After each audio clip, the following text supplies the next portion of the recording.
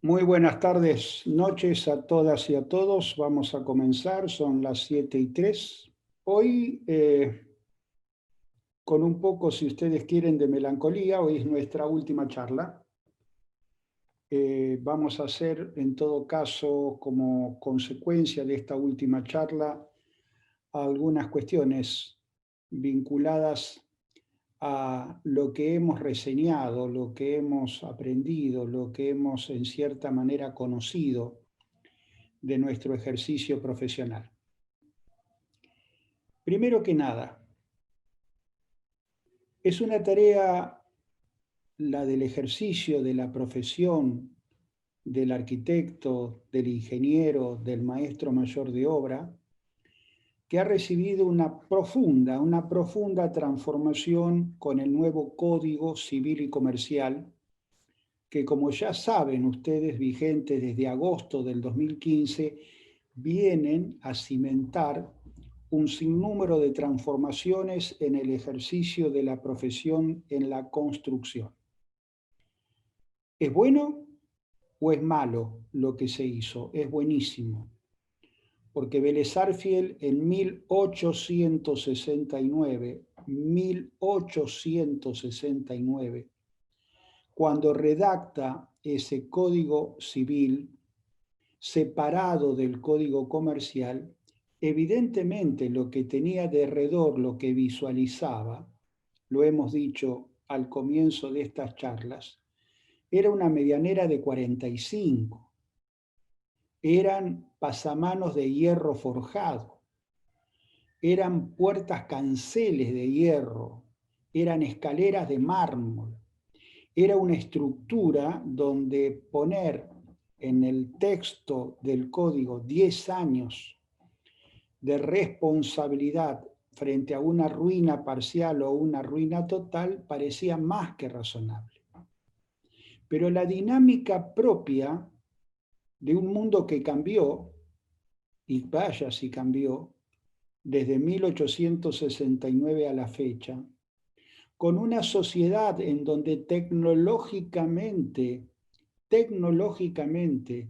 ha mudado y se ha transformado tanto, era impensable allá por el año 2014, 2015, en vísperas de la modificación de este código, que el arquitecto, que el ingeniero, que el maestro mayor de obras, que el constructor, fuera responsable por un Durlock 10 años, por un piso flotante 10 años, por un placar de madera terciada, por una puerta placa por 10 años, porque el concepto puerta, piso, baldosa, medianera, ladrillo, etcétera, semánticamente seguían siendo los mismos, pero no se había ayornado en función de esta situación. Y evidentemente esto generó enormes controversias interpretativas y, por supuesto, quienes se aferraban a la ley, al principio de legalidad, era la norma que literalmente hacía referencia a piso, a puerta, a medianera, etc. Y eso jugó muy en contra de todo lo vinculado a la construcción. En un proceso constructivo entran a jugar un montón de factores. Yo siempre doy en cierta forma este ejemplo. Un médico es su médico o el médico frente al paciente. El abogado es el profesional que defiende a su cliente en un proceso judicial. Es él frente a su cliente. Pero en un proceso constructivo es el proyectista, distinto del director de obra, distinto del representante técnico que a lo mejor asume la administración. Es el constructor, que es en definitiva el contratista, es el responsable en higiene y seguridad, es la comercializadora, es el oficio, el carpintero, el plomero, el yesero, el electricista, son los albaniles, son los sindicatos, es la UOCRA, son los colegios profesionales, son los honorarios, son los aportes, es el Ministerio de Trabajo. Piensen en la enorme cantidad de sujetos involucrados en un proceso constructivo. con una responsabilidad mayúscula frente a situaciones que evidentemente no contemplaban esa situación. Y nosotros en la primera charla descubrimos de que las tareas profesionales hoy día tienen una importancia fundamental. ¿Por qué? Porque hoy aquella figura, aquel instituto, aquella responsabilidad mayúscula del representante técnico, llamado también conducción técnico para algunas provincias, ese representante técnico que ingresaba en la obra y tenía todas las responsabilidades de todos, asumía las responsabilidades en los vicios del proyecto, asumía las responsabilidades en el proceso constructivo, asumía las responsabilidades de los oficios, asumía las responsabilidades del vicio eventual hipotético que podían tener los materiales. Entonces, realmente se hacía muy difícil, muy complicado y en cierta manera, o de todas maneras, extremadamente angustiante, un proceso constructivo cuando uno pensaba en todas las que tenía que perder.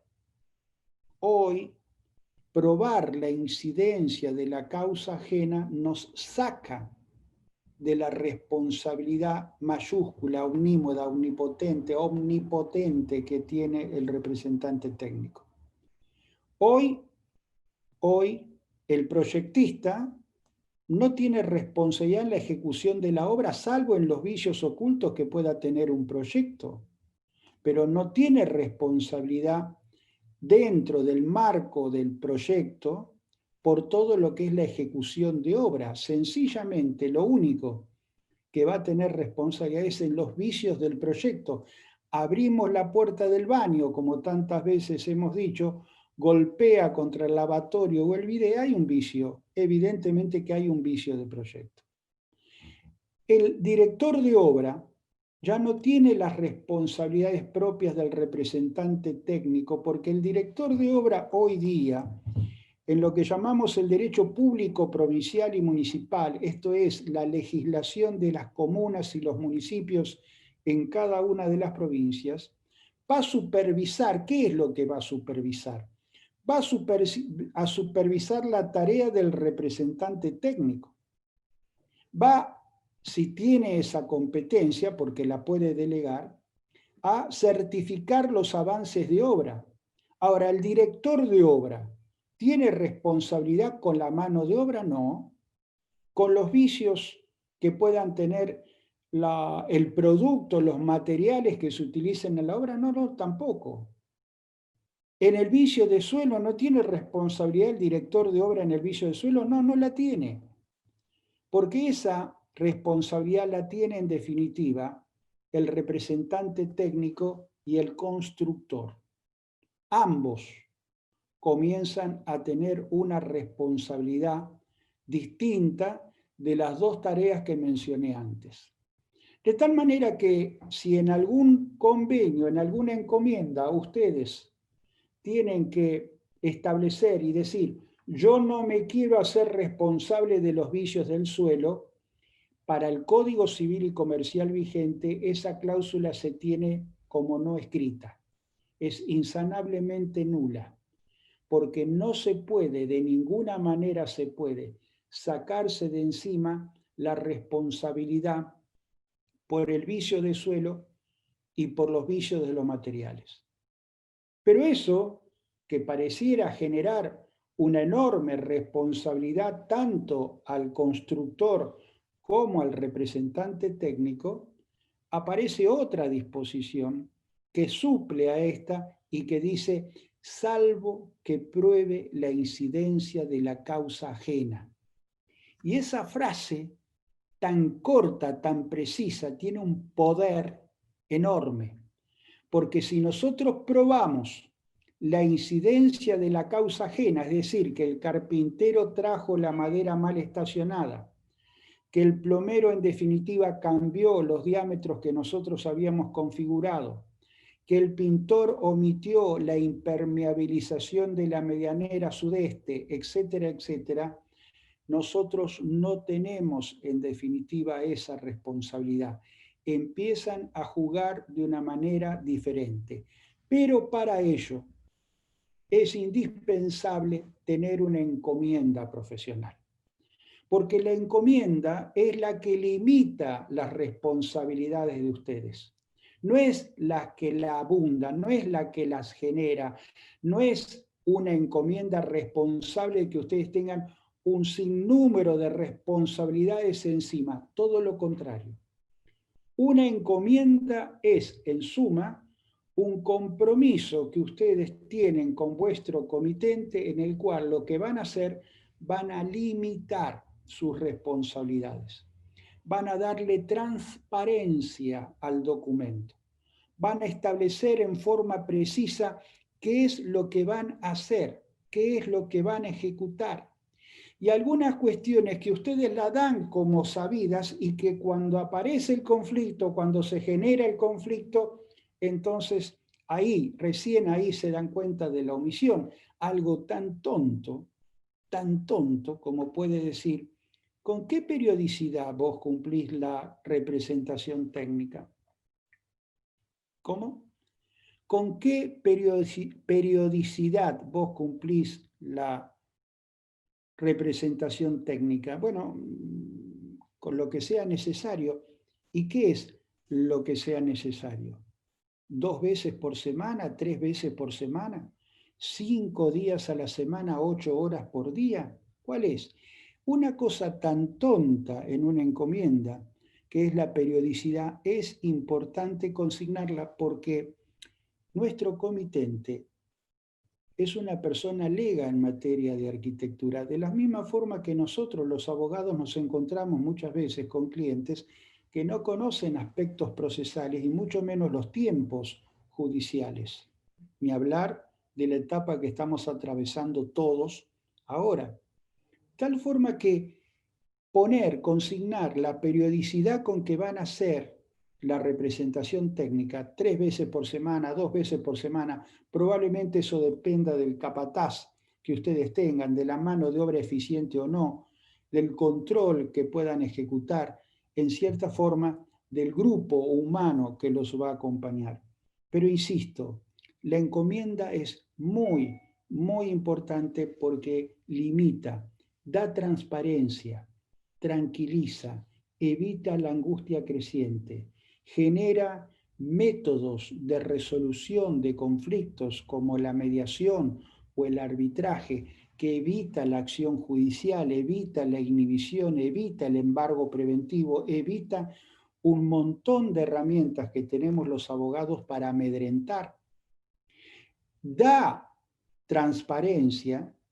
Y la transparencia también evita que el sindicato pueda ingresar de la forma que lo hace y con la agresividad con que lo hace.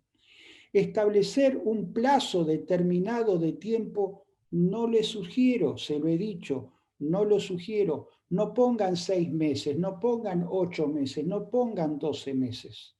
Si ustedes saben que lo pueden ejecutar dentro del año, pongan dentro de los 18 meses, dentro de los 14 meses. De esta forma, ustedes van a tener la tranquilidad que si en algún momento un aislamiento social preventivo y obligatorio como el que nos está castigando, si una situación de fuerza mayor, si piquetes, si es un año electoral y hay una enorme cantidad de medidas de fuerza, si el sindicato se ha puesto en una actitud de mucha agresividad como consecuencia de salarios que requieren que estén actualizados, etcétera, etcétera, ustedes van a tener dentro de un mecanismo de fijar un plazo generoso que justamente prevenga todas estas circunstancias excepcionales, una evidente herramienta, una evidente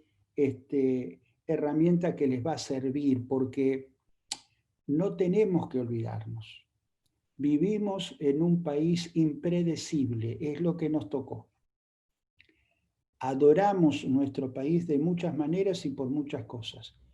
Y tenemos nuestras observaciones en muchísimas otras, pero siendo tan impredecible como es, tan impredecible, No vamos a hablar hoy del dólar, pero evidentemente es uno de los factores que también tienen una presencia permanente en el proceso constructivo. Imagínense lo que ocurre con el dólar, lo que ocurre con la construcción. Darle una encomienda, firmar, suscribir una encomienda, garantiza, les aseguro, un marco de transparencia, un marco de claridad, un marco de certeza y de seguridad para cada una de las partes. Esto es importante, por la cual yo siempre indico esta alternativa. Ahora bien, este proceso que ahora, a partir de agosto del 2015, se plantea, también implica una situación muy interesante, que es la posibilidad de extender la responsabilidad que tiene el profesional encargado de la ejecución de la obra. Es decir, ahora no es que todo descansa en el constructor, que todo descansa en el representante técnico. Expresamente, lo hemos mencionado la semana pasada, hay responsabilidades de que conforme a la incidencia ajena, nosotros podemos extenderla. ¿A quién? Bueno, la podemos extender cuando es un vicio de un proyecto al proyectista. La podemos extender a un director de obra si midió mal un avance determinado. Lo podemos extender a cualquiera de los oficios. Lo podemos extender a un constructor si es diferente que nosotros. Lo podemos extender a un comercializador. A un comercializador también podemos extender la responsabilidad. El 1274, recuérdenlo, algunos artículos que hemos mencionado. Pero también el Código Civil y Comercial tutela, protege y en cierta manera por fin se pone en pos y se coloca del lado del profesional de la construcción con ese artículo que yo cito permanentemente, que es el 1261, 1261, cuando dice que el comitente, aún comenzada la tarea profesional, puede tomar la decisión de despedirlos, de extinguir la relación, de terminar la relación. Y al respecto yo he señalado una cuestión semántica que es importante para el derecho. La resolución es unilateral, la rescisión es bilateral. Cuando la decisión es unilateral y en consecuencia el comitente resuelve extinguir esa encomienda profesional, porque se le ocurrió, porque no tienen un feedback importante, porque de alguna manera hubo un intercambio de opiniones, el comitente no está satisfecho, tampoco lo está el profesional. Lo cierto es que se resuelve unilateralmente por parte del comitente. Hay un derecho que a ustedes le asiste, que es la posibilidad de exigir en consecuencia y en función de esa conducta unilateral y arbitraria adoptada por el comitente, de exigir el pago total de la encomienda, los gastos, la totalidad de los gastos que le haya insumido justamente encarar ese proceso y un plus, es decir, una indemnización que si no la acuerden, y normalmente no se acuerda con ese comitente enojado, la fijará prudencialmente un juez. Pero una cosa es que el juez venga a fijar prudencialmente una indemnización en un hecho litigioso, a que nosotros vayamos con el telegrama o la carta documento donde resolvió el comitente sin causa unilateralmente una encomienda y en consecuencia todo lo que tiene que hacer el juez en ese proceso y en esa situación es establecer cuál es lo razonable de fijar como monto indemnizatorio que le ha generado a ese profesional de la arquitectura, de la ingeniería, un daño, un deterioro, una expectativa que evidentemente, sorpresivamente, se ha decantado. Claro, algunos me dicen, pero esto siempre ocurre. No, no, no siempre ocurre. A veces el comitente extingue la resolución con causa. Hay mala praxis, hay vicios constructivos, hay situaciones que evidentemente se han probado, se han acreditado y están los testimonios y sobre todo está la palabra del escribano. Miren, es muy importante cuando ustedes sobre la base de un 40, de un 50, de un 60, de un 70% del avance de obra, deciden en un momento determinado abandonar la obra. No es que los despiden, no, es sencillamente que abandonan la obra, renuncian a la obra. Es muy importante certificar en ese momento el avance de obra con actas notariales. El escribano, que es un gasto, termina siendo una inversión. El acta notarial con fotografías es un documento muy, muy, muy importante. ¿Por qué? Porque el escribano da fe pública, porque el escribano no tiene luego que ir a la justicia a corroborar, a consentir, a reconocer su firma. Basta el hecho que se haya protocolizado en una escritura, porque el escribano es el único funcionario que da fe pública. Tiene el símil de un funcionario público, de tal manera que cuando un escribano toma fotografías, son testimonios fotográficos de qué es lo que hemos ejecutado. Hemos ejecutado el 60% y demostramos el avance de obra de ese 60% con fotografías. Ha quedado un 40% restante.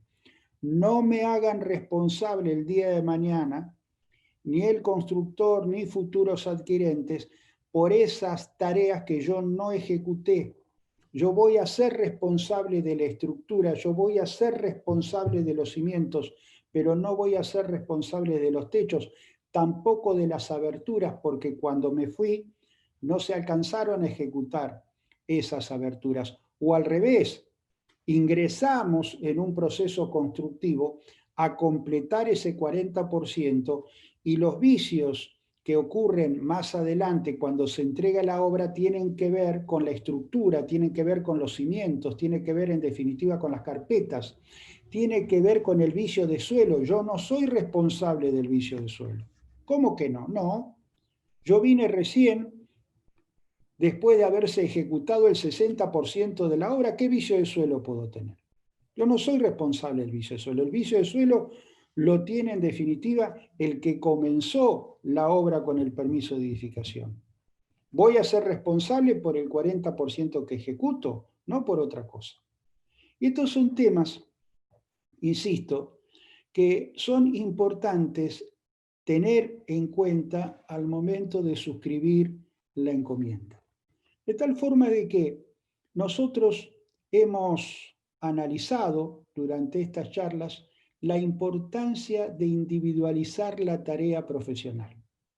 Y es muy importante que cuando uno encare un proyecto y es director de obra, no confundirse con la representación técnica.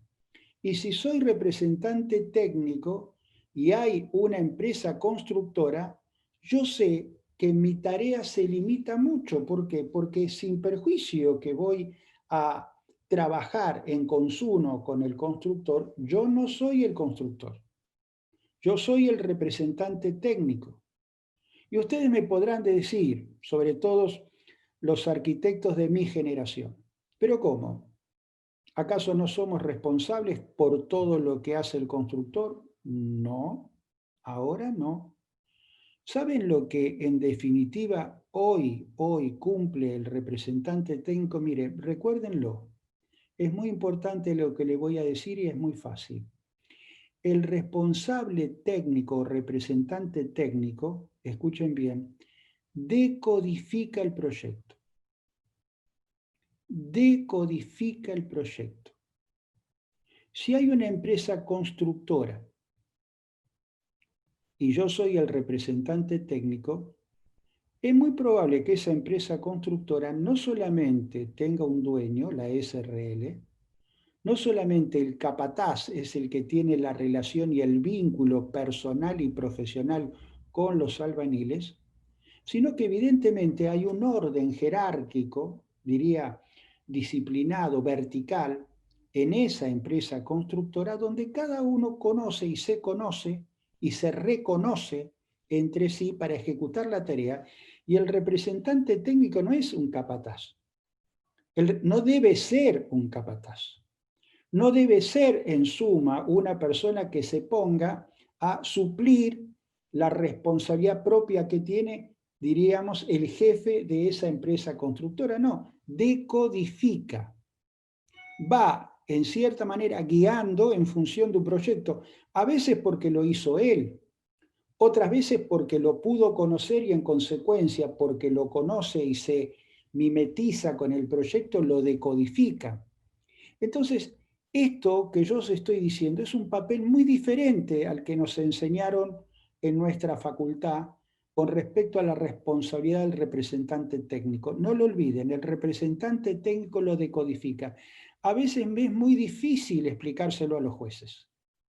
A veces los jueces no entienden la arquitectura legal. Y es razonable que no la entiendan.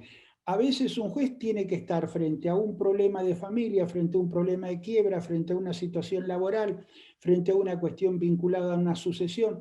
Hay competencias, sí, lo sabemos, pero en esta materia del proceso constructivo entran a jugar lo laboral, lo contractual, las situaciones de los fideicomisos, las obligaciones, algunas cuestiones vinculadas al derecho de familia, claro que sí, frente a una cuestión de un empleado que se cae, que se mata y empiezan a jugar los factores sucesorios.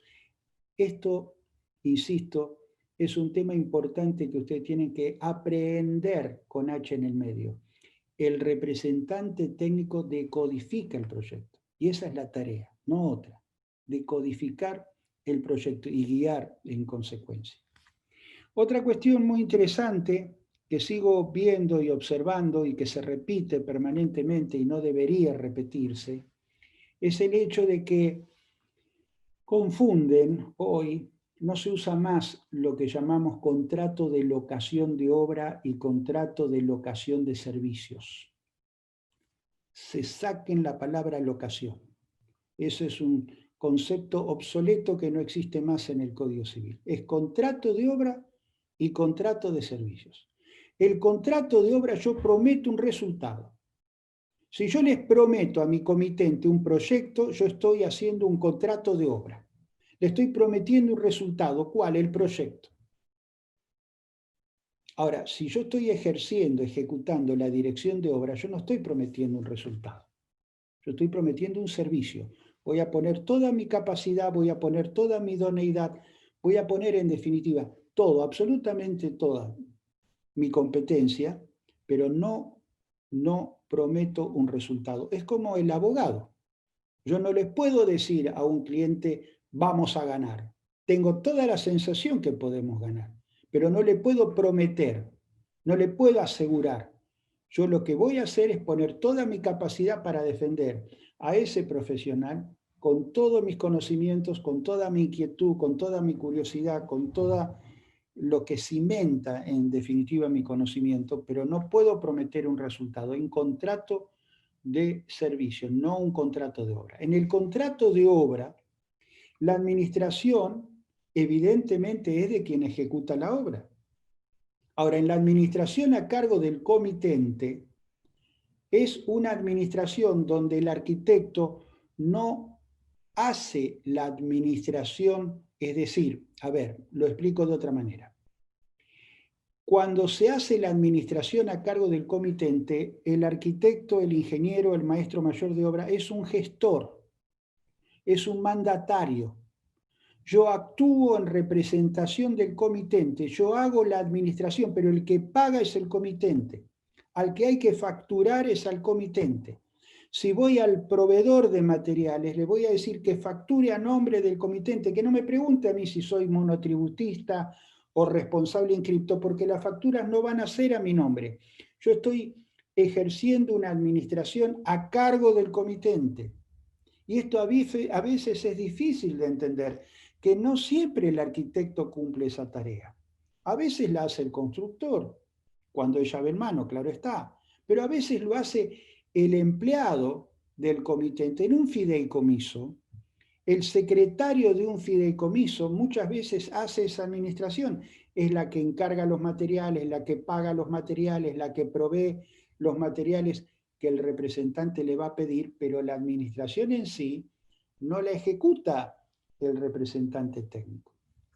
Y un tema, antes de terminar esta charla, que muchos de ustedes me han pedido, y no quiero ser, en definitiva, desleal con mis compromisos, es, vamos a hacer una referencia 10 minutos a un capítulo del Código Civil que ha recibido una profunda transformación, que es las medianeras. Hoy el Código Civil y Comercial ha transformado de una manera feroz todo el capítulo de medianería. Hay 9 clasificaciones de medianeras, que yo no se las voy a decir a todas porque los confundiría y lo que procuro es ser muy pedagógico. Pero lo que tienen que saber es lo siguiente. Primero que nada, hoy existe lo que llamamos el cerramiento forzoso. ¿Qué es el cerramiento forzoso? Es aquel tapial, aquel muro que para ser medianero, escuchen bien, esto es importante, tiene que ser estable y aislante. El Código Civil de Vélez Sarsfield hablaba de piedra, hoy no se dice más el Código Piedra. ¿Y eso está bien o está mal? Está bárbaro, porque en las nuevas tecnologías ya no usamos la piedra. De tal manera que es una especie de portón enorme que el Código Civil y Comercial abre a estas nuevas tecnologías donde la medianera tiene que tener una doble característica, estable y aislante. Estable y aislante. No es estable un alambrado, mi querido. Entonces, esa medianera que usted tiene trazada en Roldán o en Funes, que es un alambrado, no es una medianera, es una división, no es una medianera.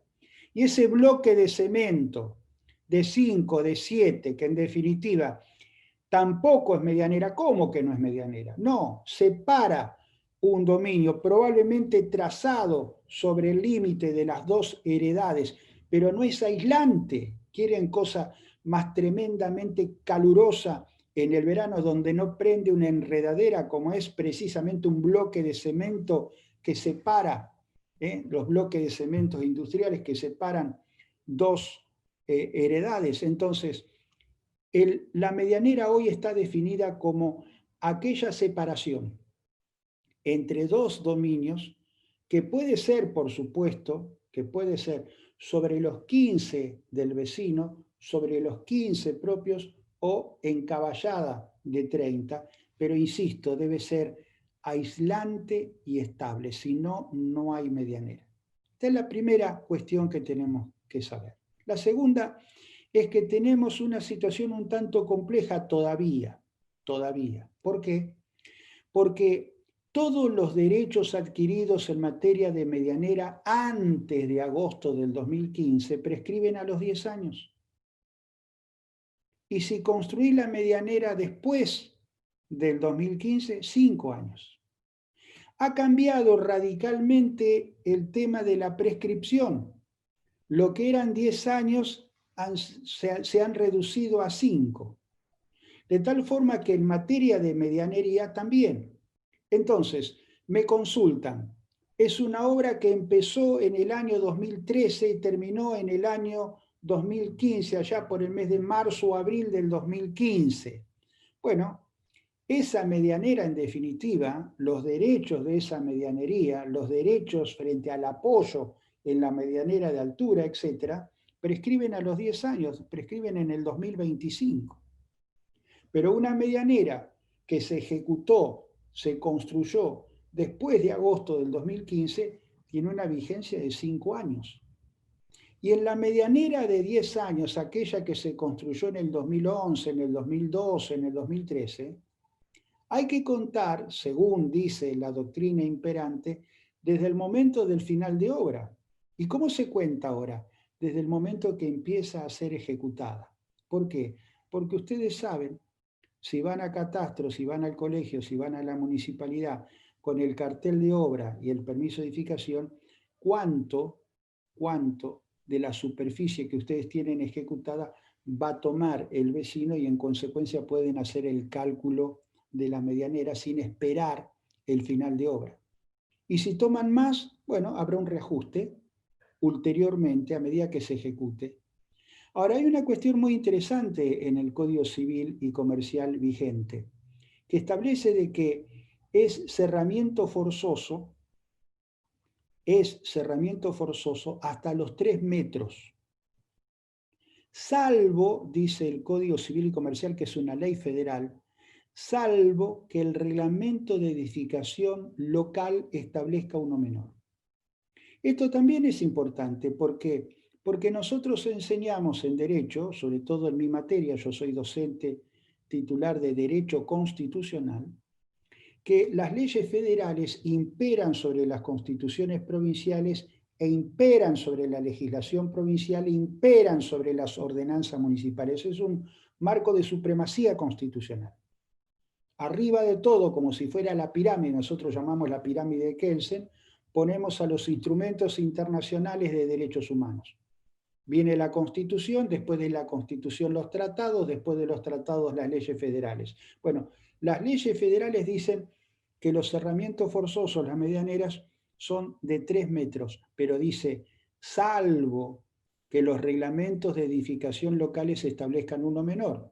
Y acá tenemos ejemplos en esta provincia de 2,50 metros, 2,30 metros, 2,20 metros, de tal manera que ustedes tienen que ser muy curiosos, muy inquietos y muy informados de cuánto es la medianera de mínima que establece el reglamento de edificación local. ¿Por qué?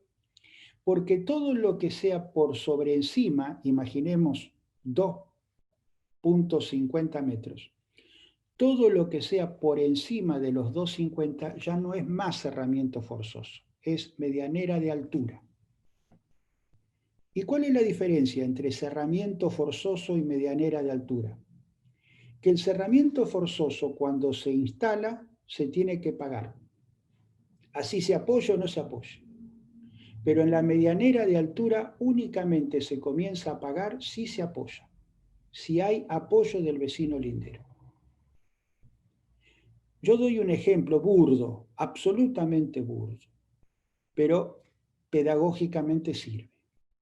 Entonces, ¿qué digo cuando hablo de medianería para que me puedan entender?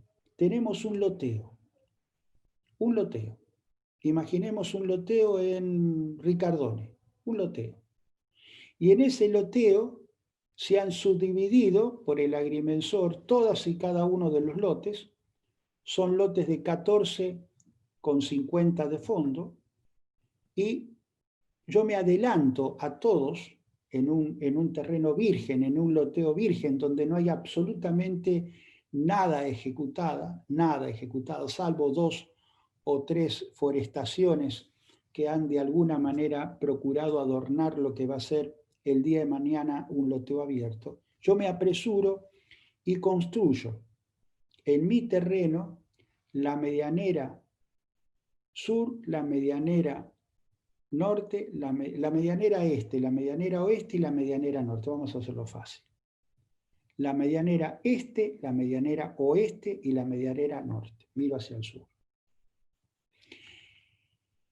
El responsable o propietario, no responsable, el propietario de mi vecino este, el propietario de mi vecino oeste y el propietario de mi vecino lindero con la medianera norte me tienen que pagar la mitad de la medianera. ¿Y por qué me la van a pagar? Porque es un cerramiento forzoso. ¿Y qué significa que sea un cerramiento forzoso? Hay un beneficio sin causa a favor de los linderos. Yo he ejecutado, por una cuestión de seguridad, si ustedes quieren, mi cerramiento del lote y los vecinos linderos deben pagarme la mitad porque se favorecen con ese cerramiento que yo he ejecutado. Eso es lo que se denomina cerramiento forzoso. Ahora, yo ejecuté el cerramiento forzoso y el día de mañana Vino el vecino lindero y ejecutó 3 losas.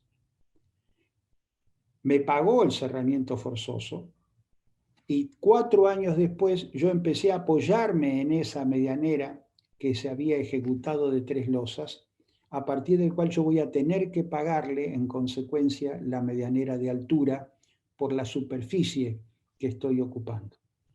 Todo este capítulo de medianería ha cambiado muchísimo y esto evidentemente es un factor muy importante y muy relevante porque está generando muchísimas situaciones muy especiales, sobre todo porque todavía hoy, 2020, estamos en un impasse entre lo que se ejecutó antes del 2015 y después del 2015, entre quienes piensan que la medianera hay que pagarla cuando se apoya, sin percibir que ahora, en definitiva, tenemos esta situación del cerramiento forzoso y de la medianera de altura.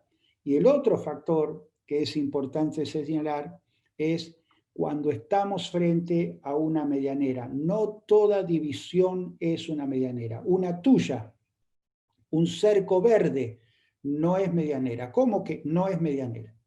No es aislante y no es estable.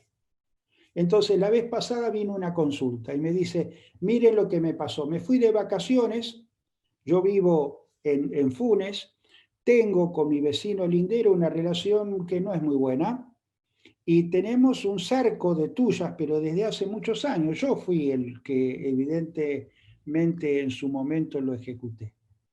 Lo regué, lo cuidé, en cierta manera lo mantuve libre de hormiga, hice un proceso y las podo también. Y resulta que me voy de vacaciones y cuando vengo después de 20 días de vacaciones veo que arrasó con todas las tuyas y se instaló con un muro que tiene 2,50 metros de altura, lo trazó de 30 encaballado. A ver, ¿puede? Y sí puede. Puede porque la medianera es copropiedad. Es decir, todo lo que regula el trazado de una medianera implica copropiedad. Y la copropiedad implica inmediatamente que se ejecute una corresponsabilidad en el mantenimiento.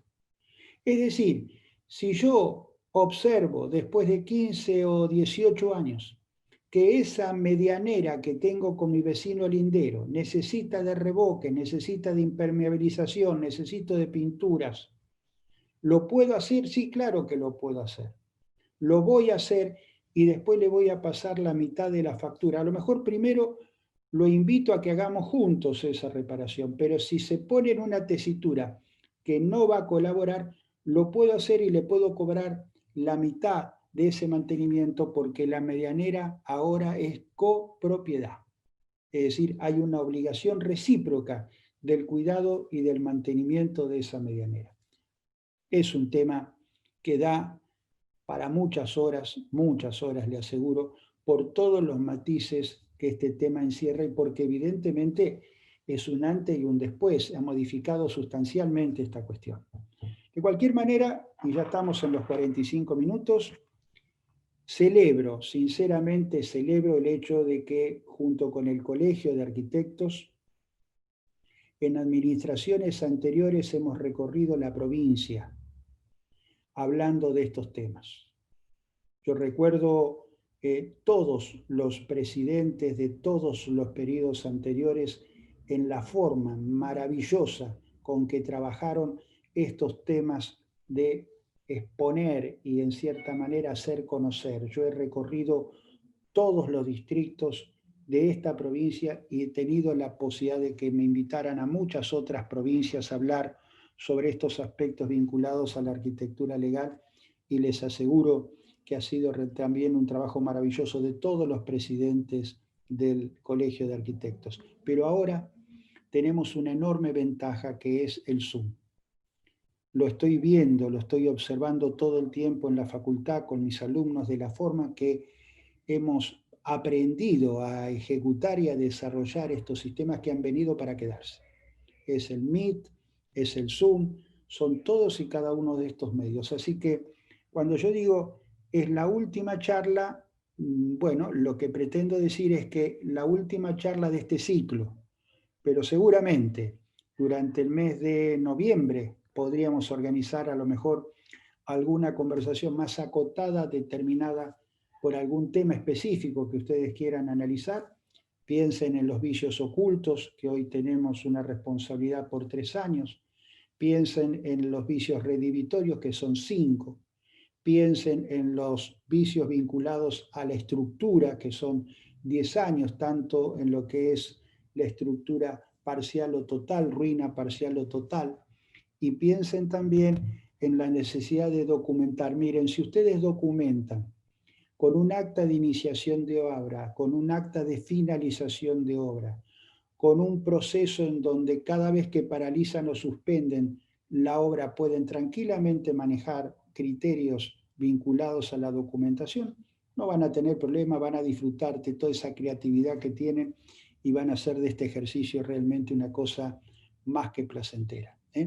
Así que gracias, infinitas gracias a todas y todos, y estoy por supuesto a disposición de ustedes.